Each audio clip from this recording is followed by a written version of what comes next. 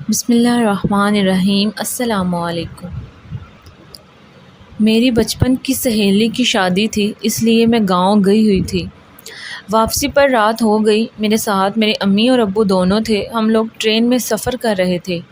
میرے ساتھ ایک عورت آ کر بیٹھی اور باتیں کرنے لگی۔ خواتین کی عادت ہوتی ہے، جہاں بھی جاتی ہیں جس کے پاس بیٹھتی ہیں ان کا پورا بایو ڈیٹا معلوم کر لیتی ہیں۔ وہ تو مجھ سے بھی مختلف سوال کرنے لگی۔ کہاں سے تعلق ہے، گاؤں کیوں گئے تھے، کون کون ساتھ ہے۔ میں اس کی ہر بات کا مختصر سا جواب دیتی رہی۔ میں نے اس سے پوچھا کہ وہ کون ہے، کہاں جا رہی ہیں، تو انہوں نے بتایا وہ پیشے کے لحاظ سے ایک دائیں ہیں اور یہاں ایک چھوٹے سے قصبے میں ان کی بیٹی ہے جن کے ہاں ولادت ہونے والی ہے، اس لیے وہاں جا رہی ہیں۔ میں خاموش ہو گئی۔ تھوڑی دیر بعد اسٹیشن بھی آ گیا۔ اترنے سے پہلے انہوں نے میرے سر پر ہاتھ رکھا اور کہا، مبارک ہو بیٹا، تم ایک صحت مند بیٹے کو جنم دو گی۔ مجھے ان کی بات سن کر بہت ہنسی آئی کہ وہ شاید اپنی علمیات جاننے کے لیے یہ بات کر رہی ہیں۔ حالانہ میں شادی شدہ نہیں ہوں تو پھر بیٹا پیدا ہونے کا سوال ہی پیدا نہیں ہوتا۔ تو وہ اسٹیشن سے اتر کر گھر چلی گئی اور میں واپس گھر آ گئی اور اپنی زندگی میں مصروف ہو گئی۔ میں یونیورسٹی میں پڑھتی تھی، اس لیے میرا سارا وقت پڑھائی میں صرف ہوتا تھا۔ مجھے خاندان کا اور ان کی حدود کا بہت اچھے سے پتہ تھا، اس لیے میں بہت زیادہ ماڈرن ہونے کے باوجود اپنی حد میں رہتی تھی۔ میں نے لڑکوں سے دوستی تک کبھی نہیں کی تھی، لیکن ایک رات تقریباً 2 بجے میری آنکھ کھلی۔ مجھے یوں لگا کہ میرے کمرے میں کوئی موجود ہے۔ میں نے سائڈ ٹیبل کا لیمپ آن کیا تو میرے قدموں کے نیچے سے زمین نکل گئی۔ میں چیخ مارتی کمرے کی لائٹ آن کر کے بھاگی۔ میری چیخ کی آواز سن کر میرے امی اور ابو ساتھ والے کمرے سے اٹھ کر آ گئے۔ کبھی بھی کمرہ اندر سے لاک کر کے نہیں سوئی تھی، اس لیے وہ دروازہ کھول کر اندر آئے، لیکن اندر کمرے میں صرف میں کھڑی تھی۔ انہوں نے پوچھا کیا ہوا، لیکن میرے منہ سے خوف کی وجہ سے آواز بھی نہیں نکل رہی تھی۔ انہیں لگا کہ میں خواب میں ڈر گئی ہوں، اس سے میری والدہ ادھر میرے پاس ہی سو گئیں اور ان کے پاس ہونے کی وجہ سے مجھے بھی تسلی ہو گئی۔ لیکن آنکھیں بند کرتی تو دیکھا جانے والا منظر پھر مجھ سے یاد آ جاتا اور میں بے چین ہو جاتی۔ اب تو میرا یونیورسٹی بھی جانے کو دل نہیں کرتا تھا، لیکن اتنے سالوں کی محنت تھی، اسے چھوڑ بھی نہیں سکتی تھی۔ کچھ دنوں بعد میں یونیورسٹی گئی اور کلاس میں داخل ہوتے ہی مجھے وہ منظر نظر آنے لگا اور مجھے لگا اب میں نہیں پڑھ سکوں گی۔ اصل میں اس رات میں نے اپنے کمرے میں اپنی ہی یونیورسٹی کا انتہائی بگڑا ہوا امیر زادہ دیکھا تھا، جو یونیورسٹی میں بھی میرے پیچھے پڑا ہوا تھا، لیکن جس کو میں صاف صاف انکار میں جواب دے چکی تھی۔ اس کو اپنے کمرے میں دیکھنا واقعی حیرت کن بات تھی۔ وہ لڑکا جو ہر وقت میرے پیچھے پڑا رہتا تھا اور یونیورسٹی میں میرے پیچھے پیچھے گھومتا تھا، یہاں تک کہ آتے جاتے آواز ضرور دیتا تھا۔ اس کے بعد اس نے مجھے تنگ کرنا چھوڑ دیا اور تو وہ ایسے نظر انداز کرتا جیسے مجھے اس نے کبھی تنگ ہی نہیں کیا تھا۔ میں حیران تھی یہ کیسے ہو گیا، اور اب تو سچ میں اس رات والے منظر کو اپنا وہم سمجھ رہی تھی۔ کچھ زیادہ دن گزرے تھے کہ میں بیمار رہنا شروع ہو گئی۔ عجیب قسم کی بیماریاں مجھے لگنا شروع ہو گئی تھی۔ اس کی سمجھ کسی میڈیکل سائنس کو نہیں آتی تھی۔ کبھی جسم میں درد ہونے لگتا تو کبھی سارے جسم میں خارش ہونے لگتی، لیکن کسی کو کچھ سمجھ نہیں آ رہی تھی۔ میں شہر کے سب سے بڑے ہاسپٹل میں گئی اور ان کے علاج سے مجھے افاقہ ہونے لگا۔ اب میں بہتر ہونے لگی تھی، اس لیے میں نے کسی اور ڈاکٹر کے پاس جانے کی ضرورت محسوس نہیں کی اور اسی ڈاکٹر کے پاس جاتی رہی۔ اس نے مجھے کہا کہ 3 مہینے کا کورس کرنا ہوگا تو میں ٹھیک ہو جاؤں گی، لیکن جب میں مکمل طور پر ٹھیک ہو چکی تھی تو میں نے ہاسپٹل جانا چھوڑ دیا۔ لیکن 1 مہینہ گزرنے کے بعد ہی مجھ پر انکشاف ہوا کہ میں تو ماں بننے والی ہوں، اور اس خبر نے صرف مجھے ہی نہیں بلکہ میرے ماں باپ کو بھی پریشان کر دیا۔ میری ماں بار بار مجھ سے پوچھتی کہ یہ بچہ کس کا ہے، لیکن میں نے تو آج تک کسی کو قریب بھی نہیں آنے دیا تھا۔ میں رو رو کر ان کو یقین دلاتی کہ میں نہیں جانتی بچہ کس کا ہے، لیکن میری بات پر کوئی یقین نہیں کرتا۔ وہ تو حق بجا بھی تھے، کیونکہ میں کوئی مریم تو نہیں تھی جس کو کوکھ میں عیسیٰ آ جاتا۔ اسی کشمکش میں 2 ماہ مزید گزر گئی۔ پھر جب ڈاکٹر کے پاس گئی تو اس نے کہا اب کچھ نہیں ہو سکتا، کیونکہ اس صورت میں میری جان کو بھی خطرہ ہے، اس لیے اب آخر تک انتظار ہی کرنا پڑے گا۔ اگر میں ادھر ہی رہتی تو پورے خاندان میں یہ بات پتہ چلتی۔ سب نے طرح طرح کے سوال کر کے میرے والدین کو اور مجھے پریشان کرنا تھا، اور بات ہی ایسی تھی، کسی لڑکی کو کیسے بچہ ہو سکتا ہے۔ میرے ماں باپ کا سوال جب حد سے زیادہ بڑھنے لگا تو میں نے ان کو قسم کھا کے بتایا کہ میں بھی نہیں جانتی یہ بچہ کس کا ہے، بلکہ میں نے ان کو اس رات کا واقعہ بتا دیا کہ اس رات جو آپ لوگوں کو لگتا تھا میں خواب میں ڈر گئی ہوں، وہ میں ڈری نہیں تھی۔ مجھے کمرے میں ہمارے ایریا کے MNA کا بیٹا نظر آیا تھا، لیکن جب میں نے چیخ ماری اور وہ بھاگ کر لائٹ آن کی تو تب تک واپس چلا گیا تھا۔ مجھے کمرے میں نظر نہیں آیا اور اس دن کے بعد اس نے مجھے یونیورسٹی میں بھی تنگ کرنا چھوڑ دیا۔ اس سے پہلے وہ مجھے بہت تنگ کرتا تھا، کبھی دوستی کی آفر کرتا، کبھی کہتا مجھ سے شادی کرنا چاہتا ہے۔ اس نے میرے لیے کلاس لینا بھی محال کر رکھا تھا، لیکن اس دن کے بعد وہ مجھ سے بے پرواہ ہو گیا اور یہ میرے لیے خوشی کی بات تھی، اور اسے سمجھ آ گئی تھی کہ میں اس کے سٹینڈرڈز کی لڑکی نہیں ہوں۔ اس لڑکے کے علاوہ کسی لڑکے نے مجھے تنگ نہیں کیا۔ دوستی کی آفر تو کیا، مجھ سے میری طرف کبھی کوئی دیکھتا بھی نہیں، لیکن میں نے آج تک کبھی کسی سے دوستی نہیں کی۔ جب میری کسی سے سلام دعا تک نہیں تو میں اتنا بڑا قدم کیسے اٹھا سکتی ہوں؟ سچ میں نہیں جانتی یہ بچہ میری کوکھ میں کیسے آیا۔ ماں تو ماں ہوتی ہے، وہ جھوٹ کیسے بول سکتی ہے؟ اور میری ماں نے جھوٹ میں اور سچ میں فرق کرنا جانتی تھی۔ میری ماں نے بھی کہا بالکل ٹھیک بات کر رہی ہے۔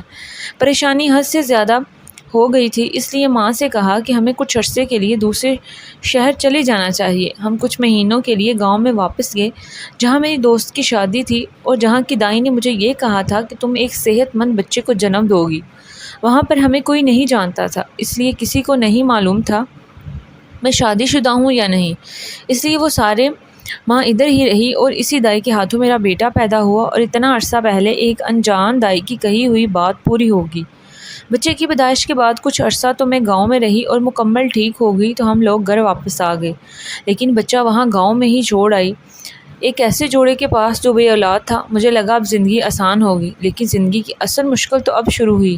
نہ جانے کس طرح میری رپورٹس اس لڑکے کے ہاتھ لگی اور اس نے وہ رپورٹس میری تمام دوستوں میں بانٹ دی۔ جب میں نے واپس یونیورسٹی جوائن کی تو میرے ساتھ والے سب ایک سیمسٹر آگے پہنچ چکے تھے۔ میں نے ایک سیمسٹر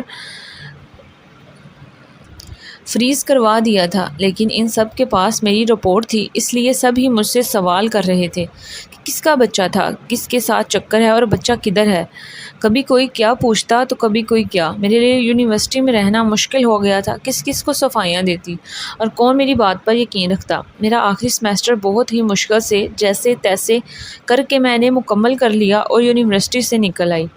اتنے میں وہ بدنامی یونیورسٹی میں ختم نہیں ہوئی بلکہ وہ باہر نکل آئی، میرے محلے تک بات پہنچ گئی تھی، اور صرف محلے والے کیا، میرے خاندان میں بھی بات پہنچ رہی تھی، کیونکہ ایسی باتیں زیادہ عرصہ چھپی نہیں رہتی۔ اور حیرت کی بات تھی کہ سب کے پاس میری رپورٹ کی کاپی تھی، میں کسی کو جھٹلا بھی نہیں سکتی تھی۔ بہت سے لوگوں سے تو میں نے یہ بھی کہا کہ یہ رپورٹ چینج ہو گئی تھی، اس وقت یہ فیک رپورٹ ہے، بعد میں ڈاکٹر نے رپورٹ ٹھیک کر دی تھی، لیکن اس کہانی پر یقین کون کرتا، کیونکہ میں باقاعدہ سیمسٹر کو فریز کروایا تھا، بلکہ میں شہر میں موجود بھی نہیں تھی، اور صرف یہ بھی نہیں بلکہ میرے قریب ترین دوستوں کو بھی معلوم نہیں تھا میں کہاں پر ہوں، اس لیے سب کو ہی معلوم تھا کہ میں جھوٹ بول رہی ہوں۔ لوگ طرح طرح کے سوال کرتے کہ وہ بچہ کہاں پہ ہو سکتا ہے۔ میں حجاب لیا کرتی تھی، اس لیے میں جب حجاب میں باہر نکلتی طرح طرح کی باتیں سننے کو ملتی کہ بڑی کوئی پردے والی بنتی ہے، اور کرتوت تو دیکھو۔ میرے دوستوں کے گھر والوں تک یہ بات پہنچی تو انہوں نے میری ان سے دوستی ختم کروا دی، سب نے ایک طرح سے میرا سوشل بائیکاٹ کر دیا، اور میں جو یونیورسٹی میں بہت زیادہ مقبول ہوا کرتی تھی وہ سب کچھ ختم ہو گیا تھا۔ ان سب کے لیے میں ایک بدکردار لڑکی تھی۔ میرا نام کیا ہو گیا تھا، اس بات کا اندازہ میرے والدین کو بھی ہو گیا تھا، کیونکہ وہ بھی میرے ساتھ یہ سب فیس کر رہے تھے۔ میں نے ارادہ کیا کہ ہمیں اب شہر سے چلے جانا چاہیے۔ میری پڑھائی مکمل ہو چکی تھی اور اس شہر سے جا سکتے تھے، لیکن والدین شروع سے ہی اس شہر میں رہتے تھے، وہاں سے جانا نہیں چاہتے تھے، لیکن اس طرح کے حالات میں وہ رہ بھی نہیں سکتے تھے۔ میں چاہتی تھی کہ اس بچے کو اپنے ساتھ رکھوں، جیسا کبھی بھی ہے، اس کا تو کوئی قصور نہیں، اور اس بچے کو میں نے خود جنم دیا تھا، اس لیے مجھے اس سے بہت پیار تھا، لیکن میں اس کو ساتھ نہیں رکھ سکتی تھی، اور والدین کی حالت دیکھ کر میں اپنی خواہش پر اظہار بھی نہیں کر سکتی تھی۔ میں نے ایک دوسرے شہر میں نوکری کے لیے اپلائی کر دیا، اور خوش قسمتی کی بات کہ مجھے نوکری مل گئی۔ نوکری کے ساتھ ساتھ مجھے وہاں رہائش ملی، اور میں ضد کر کے اپنے والدین کو ساتھ لے گئی۔ حالات سے وہ لوگ بھی تنگ تھے، اس لیے وہ بھی میرے ساتھ چلے گئے۔ میں نے یہاں موجود اپنی کسی بھی دوست کو اس بارے میں نہیں بتایا تھا میں کہاں جا رہی ہوں۔ وہاں جانے کے بعد نوکری شروع کر دی، زندگی کچھ آسان ہو گئی۔ وہاں مجھے کوئی نہیں جانتا تھا، میری بدنامی کی داستان یہاں تک نہ پہنچ سکی تھی۔ میں نے زندگی نئے سرے سے شروع کی تھی اور دل سے تو چاہتی تھی کہ اپنے بچے کو میں اپنے پاس لے آؤں، لیکن ہمت نہ ہوتی تھی، کیونکہ اگر بچہ میں یہاں لے کر آتی تو پھر دوبارہ سے سب لوگوں کے سوالوں کے جواب دینے پڑتے کہ یہ بچہ کون ہے، یہاں کیوں رہتا ہے، میرے اس سے کیا تعلق ہے۔ یہاں میری وہی جان پہچان تھی جو میں نے بنائی تھی، ایک نوکری کرنے والی کمواری لڑکی جو اپنے والدین کے ساتھ رہتی تھی۔ مجھے یہاں رہتے ہوئے بہت وقت گزر گیا تھا، اب تو والدین بھی اس شہر کے عادی ہو گئے تھے۔ زندگی بہت اچھی گزر رہی تھی، میرے والدین چاہتے تھے میں شادی کر لوں، لیکن میں شادی کے نام سے بھی دور بھاگنے لگی۔ مجھے لگتا تھا میں جس بدنامی سے بچ کر یہاں آئی ہوں، اگر میں نے شادی کر لی تو بدنامی دوبارہ سے پیچھا کرتی ہوئی یہاں تک پہنچ جائے گی، اور ویسے بھی میں نے شادی کر کے کیا کرنا ہے، میرے پاس ایک بیٹا تھا، اس کے سہارے زندگی گزار سکتے تھے۔ انہی دنوں MNA کے اس بیٹے کی شادی کی خبریں گردش کرنے لگی جو کبھی مجھ سے شادی کرنا چاہتا تھا۔ مجھے معلوم تھا ایسے لڑکے صرف ٹائم پاس کیا کرتے ہیں، جو ان کا ٹائم پاس نہیں بنتی وہ صرف ان کی ضد ہوتی ہے، لیکن میری قسمت اچھی تھی کہ اس کے ہاتھوں بچ گئی۔ لیکن کبھی کبھی مجھے یاد آتا وہ اس رات میرے کمرے میں کیا کرنے آیا تھا، یا شاید اس نے مجھے استعمال کیا تھا۔ ایک جیتا جاگتا بچہ اس بات کا واضح ثبوت تھا، کسی نے تو مجھے استعمال کیا ہے، لیکن وہ کون ہے یہ مجھے معلوم نہیں تھا۔ آج تک بھی میں اس بات کو نہیں جان سکی تھی۔ کبھی کبھار میں اس بچے کو ملنے کے لیے جایا کرتی اور میرا تعارف یہی تھا، میں ان کی دور تار کی رشتہ دار ہوں۔ گاؤں میں بہت کم لوگوں کو معلوم تھا یہ میرا بچہ ہے، جس کی وجہ سے اس گاؤں جاتے ہوئے مجھے کوئی مسئلہ نہیں ہوتا تھا۔ میرے والدین چاہتے تھے کہ ان کی آنکھیں بند ہونے سے پہلے میں اپنے گھر کی ہو جاؤں، جبکہ مجھ میں ہمت نہیں تھی اور میرے والد خواہش کرتے اس دنیا سے چلے گئے تھے۔ اب ہم دونوں ہی ایک دوسرے کا سہارا تھے۔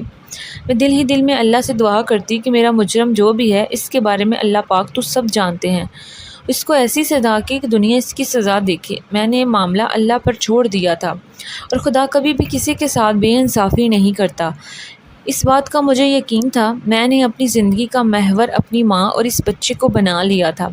اب تو وہ اتنا بڑا ہو چکا تھا کہ اکیلا رہ سکتا، اس لیے میں نے اس کو بورڈنگ اسکول میں داخل کروا دیا۔ یہاں پر میں نے گارڈین میں اپنا نام لکھوایا تھا۔ اس لڑکے کی شادی کی خبر سچی ہے یہ مجھے معلوم تھا، لیکن میں نے کبھی بد دعا نہیں کی تھی۔ وہ خوش نہیں رہے، لیکن کہتے ہیں کہ غلط کرنے والے کبھی خوش نہیں رہ سکتے۔ یہ شاید میرے انصاف کا وقت آ گیا تھا، اس لیے اس لڑکے کا ایک بہت ہی برا ایکسیڈنٹ ہو گیا، اور یہاں تک کہ وہ کوما میں چلا گیا۔ انسانیت کے ناطے مجھے کچھ دکھ بھی ہوا، لیکن جتنا وہ مجھے تنگ کر چکا تھا اس کے بعد مجھے اس سے کوئی ہمدردی نہیں تھی۔ میری والدہ بیمار رہنے لگی تھی، ان کی بہت ضد کے بعد میں نے شادی نہیں کی، اور یہی غم سینے سے لگائے اس دنیا سے چلے گی۔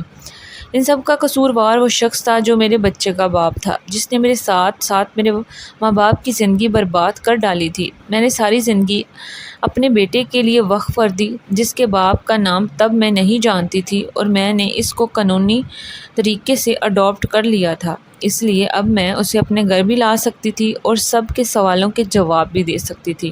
یہ بچہ اڈاپٹ ہے، وقت کا کام ہے گزرنا، اور وہ گزرتا رہا۔ میرا بچہ بڑا ہو چکا تھا اور اسے معلوم ہو چکا تھا کہ میں اس کی ماں ہوں اور مجھے ماں جیسا ہی پیار دیتا تھا، لیکن میرے بچے کو باپ کی کمی تھی۔ اس بات کا مجھے شدید سے احساس تھا، لیکن اس کا میرے پاس کوئی حل نہیں تھا۔ بس کبھی اکیلے بیٹھ کر خدا سے شکوہ کر لیتی اور پھر آنسو پوچھ کر دوبارہ زندگی کی دوڑ میں شامل ہو جاتی۔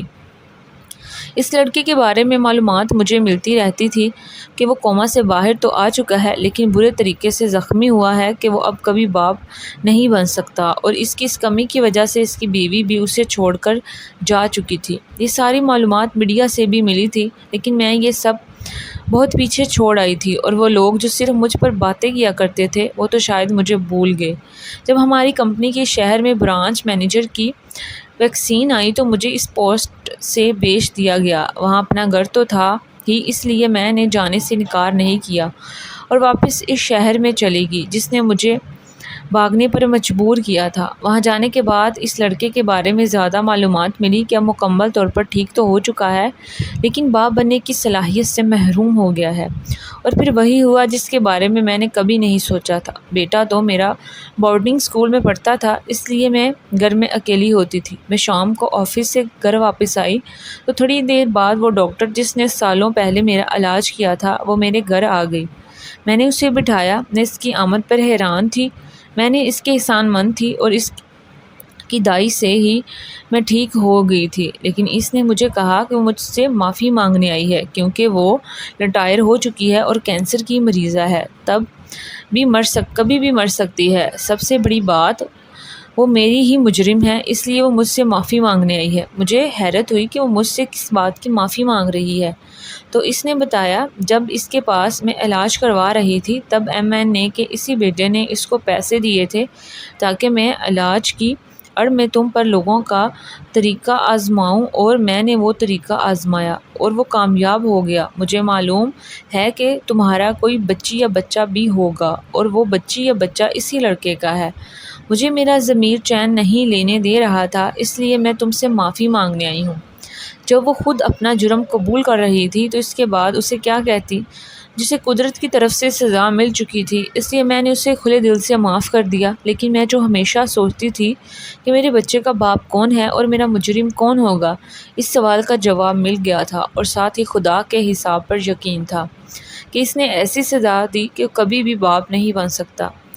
یہی بات جا کر اس ڈاکٹر نے اس کے گھر بھی بتا دی۔ کچھ دنوں بعد ہی وہ MNA اور اس کی بیوی اور اس کا بیٹا تینوں میرے گھر آئے اور انہوں نے ہاتھ جوڑ کر مجھ سے معذرت کی کہ ہمارے بیٹے نے اس وقت جو غلطی کی تھی ہمیں معلوم نہیں تھا۔ میں نے ان سے پوچھا کہ اس نے میرے ساتھ ایسا کیوں کیا۔ اس نے بتا دیا کہ وہ صرف مجھ سے بدلہ لینا چاہتا تھا کیونکہ میں نے سب کی طرح اس کی شخصیت یا اس کے پیسے کی قدر نہیں کی تھی، بلکہ ان سے صاف صاف انکار کر دیا تھا اور اس کی انا پر داغ لگا دیا تھا، اور اس نے اس لیے یہ گھناؤنا قدم اٹھایا تھا۔ اس نے بتایا کہ تم نے جس رات مجھے اپنے کمرے میں دیکھا تھا، میں اس دن حقیقتاً تمہارے کمرے میں تھا اور وہاں اس لیے گیا تھا کہ تمہاری ڈیلی استعمال ہونے والی کریم میں ایسا کیمیکل ملا دوں جس سے تمہیں مکمل طور پر تو جلد کا کینسر نہیں ہو سکتا تھا، لیکن علامات اس کی ظاہر ہو سکتی تھی۔ میں چاہتا تھا کہ تم بیماری کی وجہ سے یونیورسٹی آنا چھوڑ دو، لیکن جب تم نے اس ڈاکٹر کے پاس دوائی لی اور ٹھیک ہونا شروع ہو گئی تو میں نے دوسری ترکیب سوچی اور یہ والا کام کیا۔ اس کے والدین کو یہ سب بھی معلوم نہیں تھا، لیکن وہ چاہتے تھے کہ میں ان کے بیٹے سے شادی کر لوں اور وہ جو بچہ پہلے سے ان کا ہے وہ بچہ ان کو دے دوں۔